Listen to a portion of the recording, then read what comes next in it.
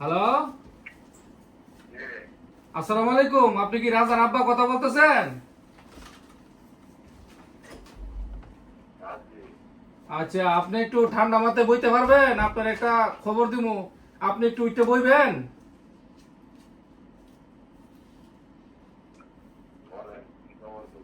আপনি সুস্থ আছেন? খবরটা দিলে সহ্য করতে পারবেন?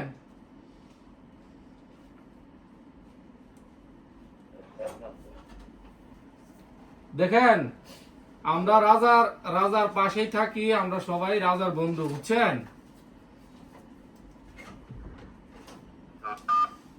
আপনি আমার কথাটা ঠান্ডা মাথায় শুনতে পারবেন?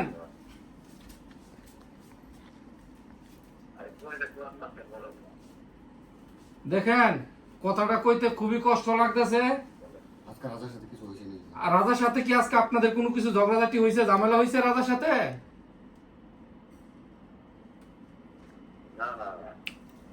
না না, মিছা কথা কইেন না। কিছু একটা তো হয়েছে, মনে কিছু একটা হয়েছে। কালকা, আজকে না, কালকা কালকা গতকালকা কিছু হয়েছে। জি, না না, দেখেন, কথাটা বলতে খুবই কষ্ট লাগতেছে। রাজা আর নাই, বুঝছেন? রাজা আর নাই। রাজা রাজা গামছা দিয়া নিজের গলায় লাগাইয়া শেষ, চলে গেছে, বুঝছেন? মারা গেছে। রাজা মারা গেছে, নিজের জীবন নিজে দালাইছে, বুঝছেন নি?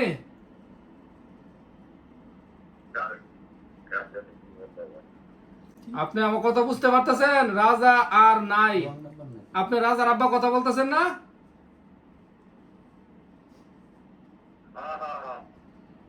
আচ্ছা, এখন আর রাজা, এখন, জি,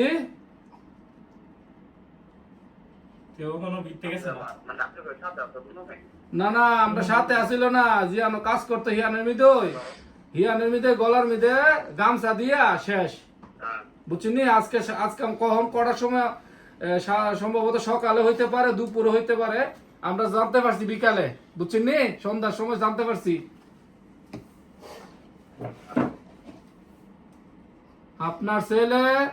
আপনার ছেলে বিদেশের মিদে মারা গেছে, এখন বুঝতে পারছেন?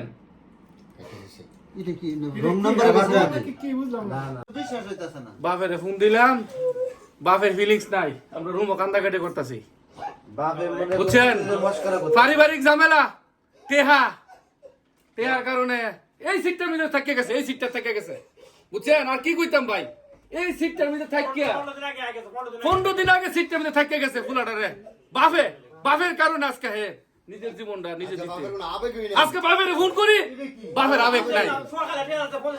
25,000 টাকা, 25,500 টাকা সহালে দিছে, আজকে বিকাশে দিছে।